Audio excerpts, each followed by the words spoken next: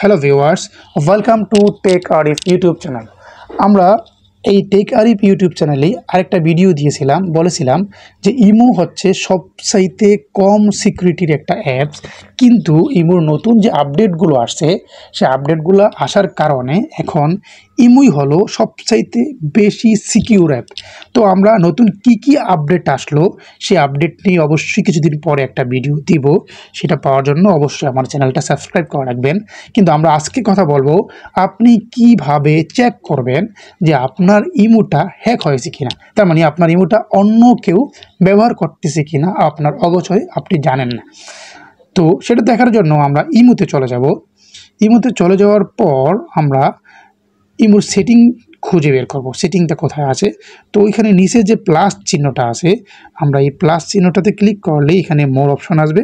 এই মোর অপশনে ক্লিক করলে ইমোর এই ইন্টারফেসে চলে আসবো। তো এটাতে চলে আসার পর আমরা সেটিংসে চলে যাব। সেটিংসে চলে গেলে এখানে ম্যানেজ ডিভাইস বলতে একটা অপশন দেখতে পাচ্ছি, লাস্টের আগেরটা। তো আমরা এই ম্যানেজ ডিভাইসে ক্লিক করব। ক্লিক করার পর আমরা এখানে দেখতে পাচ্ছি দুইটা ডিভাইসের নাম চলে আসছে। একটা হলো আমি যখন এটা ইউজ করতেছি, আর নিচে আরেকটা মোটরোলা G31।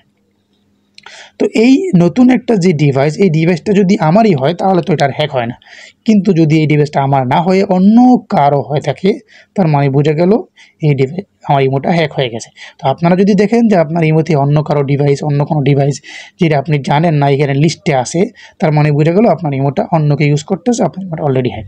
তো এমন যদি অবস্থা হয় তাহলে আপনি কীভাবে এই হ্যাক থেকে বাঁচবেন, সেটার জন্য দেখেন পাশেই একটা ডিলিট চিহ্ন আছে। তো আমরা এই ডিলিট চিহ্নটাতে ক্লিক করব। ক্লিক করার পর এখানে জাস্ট ডিলিট করে দেব।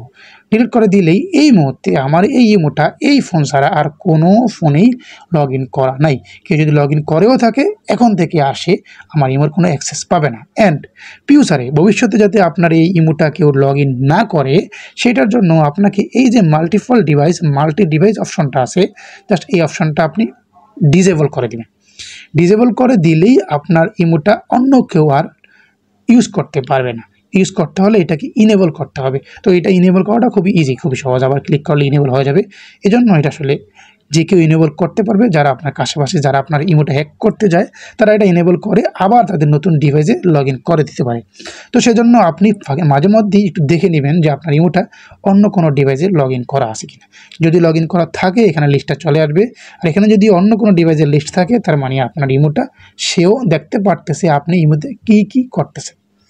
তো এই ছিল আজকে আমার ভিডিও। যদি ভালো লাগে অবশ্যই লাইক করবেন, কোনো কিছু বুঝতে সমস্যা হলে কমেন্টে জানাবেন, আর আমার চ্যানেলটা সাবস্ক্রাইব করতে ভুলবেন না। আল্লাহ হাফেজ।